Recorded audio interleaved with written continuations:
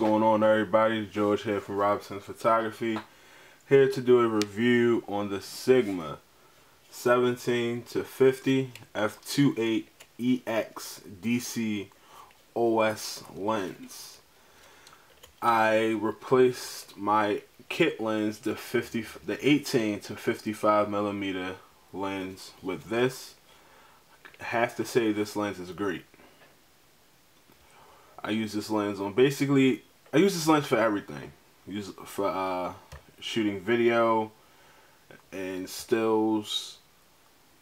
This lens is great in low light situations because it's a constant aperture of f2.8. This is a third-party lens, meaning that Sigma is a third-party lens after Nikon or Canon.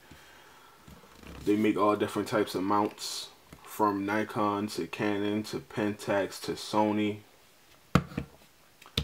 I am on a Canon DSLR now. I love Sigma. Well, this is my first Sigma glass, my first owned Sigma glass. I had the 70 to 200 f2.8 non-OS a few weeks ago, and I love that lens, so I have to put that in my set very soon. I love Sigma is the only company that I know that gives you a carrying case for all their lenses. They always provide you with a carrying case. They always provide you with a lens kit. Like Canon does not always provide you with lens hoods. You have to go out and buy your own, buy a lens hood for the camera. I believe I don't have it with me right now, but I know the 55 to 250 telephoto lens has a lens hood for it. I have it in Canon, but they do not give you the lens hood. You have to go out and pay. That's like a $25 lens hood. So that's something that I love about Sigma. They give you everything you need, from the cap to the bottom element, but this is a Canon element because my bottom cap is somewhere in my camera bag. And they give you your lens hood with no purchase, with no having to go out and purchase it separate.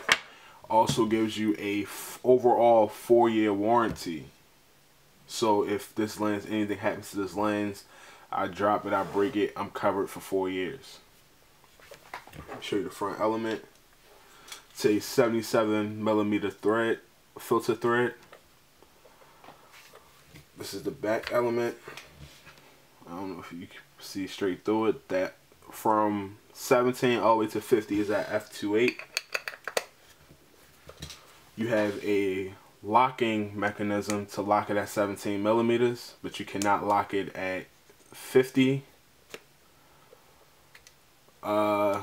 It's a little bit hard to do focusing, only because it's opposite than the Nikons. Because the Nikons, you have to go towards the right to zoom in and the left to zoom out. But this one, you go to the left to zoom in and right to zoom out, just like the Nikons. But that's really not that serious to me. This is the focusing ring. Really not that happy with the focusing ring, but really doesn't matter to me. I just don't like the clicking back and forth. Has the OS dial, has the autofocus and manual focus dial.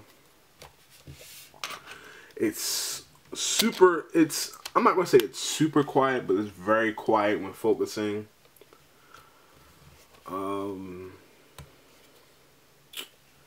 I have one problem with this lens, and it's,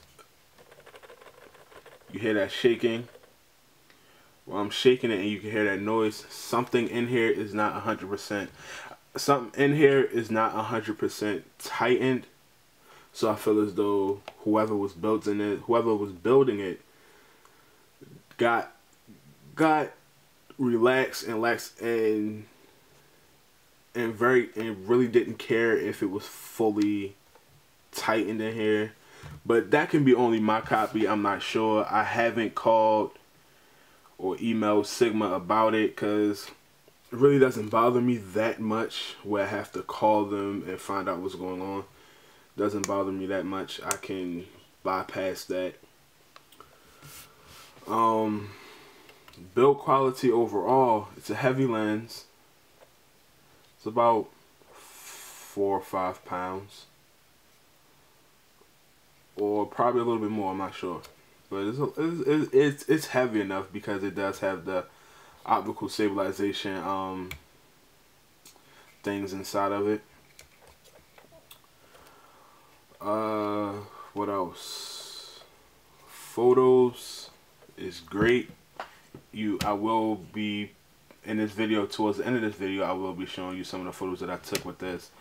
I shot a photo shoot with this with a couple people that I work with. I shot a birthday party with this, and I shot a few pictures of my nephew just playing around. Overall, it was a great lens. Did some videos. It was great in low light situations. The photo shoot I did was in very low light situations in parts of downtown in the harbor. But overall, I have to say it's a great lens. A huge step up from the 18 to 55 because this starts off at 2.8. This aperture is 2.8 the whole time, while the 18 to 55 is a 3.5 to 5.6. Meaning that at 18 you're at 3.5, at 55 you're at 5.6. So this can go up from F2.8 all the way up to F22. So yeah, the bokeh in this is beautiful. And that's about it. I will keep dropping this. I will post some videos, well, not videos, but post some photos using this lens. This is how this lens looks with everything connected. I'll show you that real quick.